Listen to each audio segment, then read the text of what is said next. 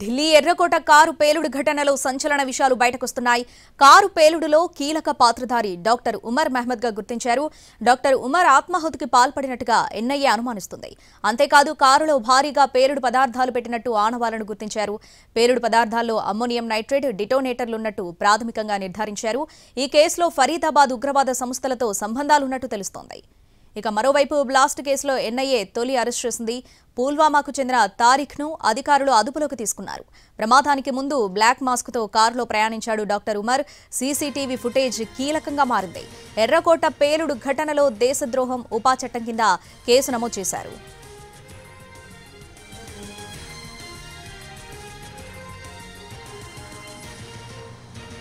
మరి కాసేపట్లో కేంద్ర హోంమంత్రి అమిత్ షా అధ్యక్షతన ఉన్నతాధికారుల సమావేశం జరగనుంది.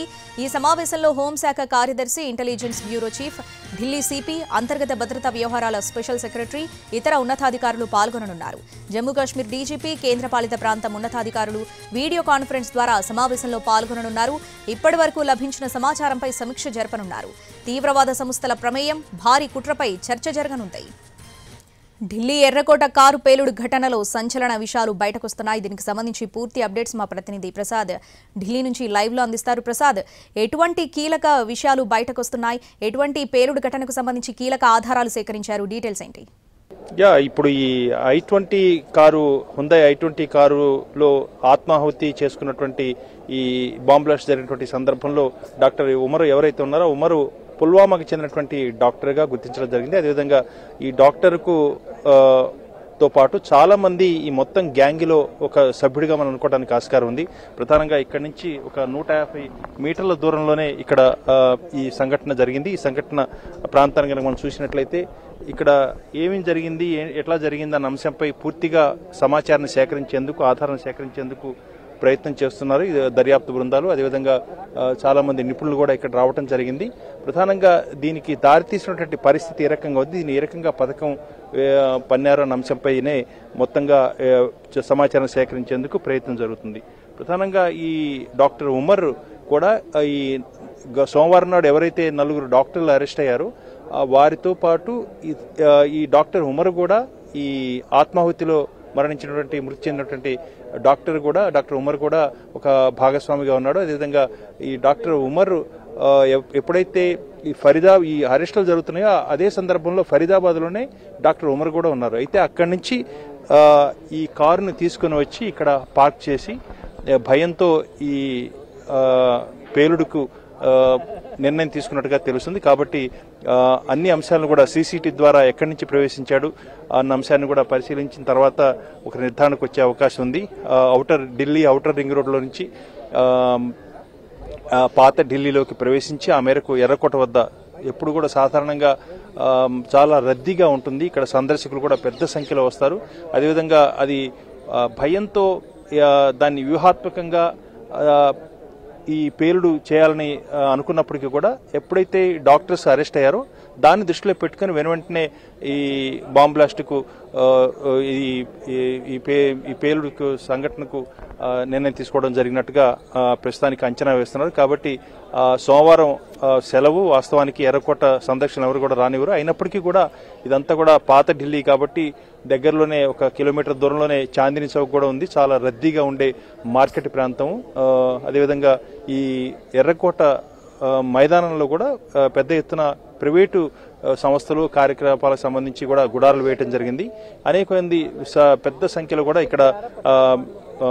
ఇక్కడ జనం ఉంటారని దృష్టిలో పెట్టుకుని ఆ మేరకు ఈ పేలుడుకు నిర్ణయం తీసుకున్నట్టు తెలుస్తుంది.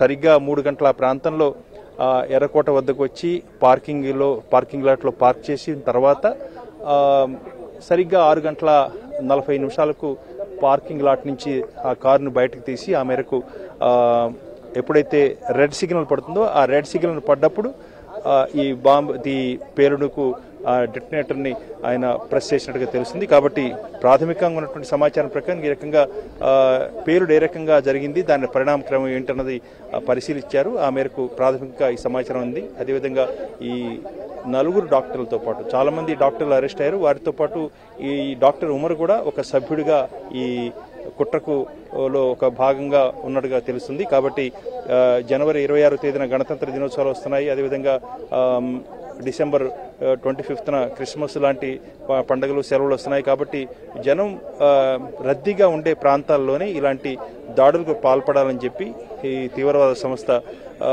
ఆధ్వర్యంలో ఆ మేరకు వీరందరికీ కూడా ఈ కుట్రలో భాగమైనటువంటి ఈ డాక్టర్స్ అందరికి కూడా ఆదేశాలు జారీ చేసినట్టుగా తెలుస్తుంది. ఆ మేరకు కుట్రను పన్నారు. అయితే పోలీసులు, జమ్మూ కాశ్మీర్ పోలీసులు ఎప్పుడైతే భగ్నం చేసి సోమవారం నాడు ఈ హర్యానా చెందినటువంటి ఫరీదాబాద్లో అల్ఫలా యూనివర్సిటీ చెందినటువంటి డాక్టరు వీళ్ళందరినీ కూడా అరెస్ట్ చేశారు. ఆ మేరకు ఈ భయపడి డాక్టర్ ఉమరు ఇలాంటి నిర్ణయానికి దారితీసినట్టుగా తెలుస్తుంది. ఆ మేరకు ఈ సంఘటన జరిగింది. అదేవిధంగా ఇంకా వేరే చోట కనుక ఇలాంటి ఘటన జరిగినట్టయితే కూడా మరింత పెద్ద సంఖ్యలో కూడా ప్రాణ నష్టం జరిగేందుకు అవకాశం ఉందన్న అంశాన్ని కూడా పోలీసులు చెప్తున్నారు.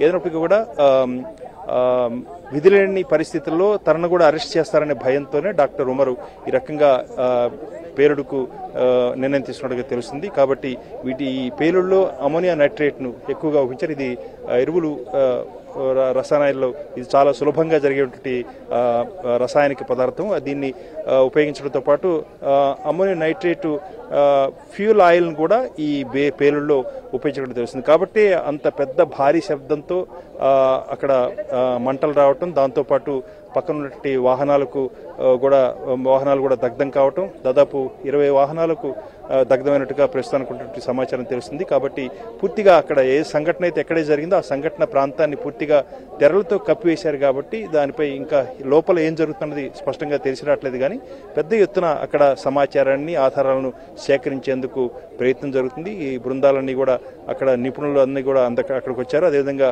అత్యంత అధునాతనటువంటి పరికరాలతో అక్కడ వాటన్నిటి కూడా పరిశీలిస్తున్నారు. అదేవిధంగా శరీర భాగాల నుంచి విడిపడినటువంటి భాగాలను కూడా తీసుకుని అక్కడ DNA టెస్ట్ కూడా చేసి అక్కడే నిర్ధారణకు వచ్చేందుకు కూడా ప్రయత్నం చేస్తున్నారు. అదేవిధంగా ఎప్పుడైతే ఈ ఘటన జరిగిందో ఆ ఘటన జరిగినటువంటి ప్రాంతంలో దగ్గరగా ఉన్నటువంటి వారందరూ ఎవరైతే ఉంటారో వారందరూ కూడా సాక్షులుగా వారందరినీ ఈ స్థలానికి తీసుకొచ్చి తిరిగి ఆ సీన్ను క్రియేట్ చేసి ఏ రకంగా జరిగింది, అప్పుడు మీరు ఏం చేస్తున్నారు, ఏ రకంగా కారు ఆగింది, ఏ రకంగా కారు పేలుడు జరిగింది, ఈ పేలుడు జరిగిన తర్వాత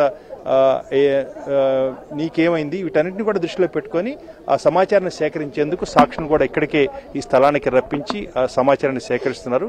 పూర్తి స్థాయిలో సమాచారం తీసుకున్న తర్వాత కేంద్రం ఒక నిర్ణయానికి వచ్చే అవకాశం ఉంది. ఈలోగా కేంద్ర హోంమంత్రి అమిత్ షా నివాసంలో కూడా కీలక సమావేశం జరుగుతుంది. ఈ సమావేశంలో ఢిల్లీ పోలీస్ కమిషనర్తో సహా ఐబీ చీఫ్ పాల్గొంటున్నారు. దాంతోపాటు జమ్మూ కాశ్మీర్ చెందినటువంటి డీజీపీ, ఇతర ఉన్నతాధికారులంతా కూడా వీడియో కాన్ఫరెన్స్లో పాల్గొంటున్నారు.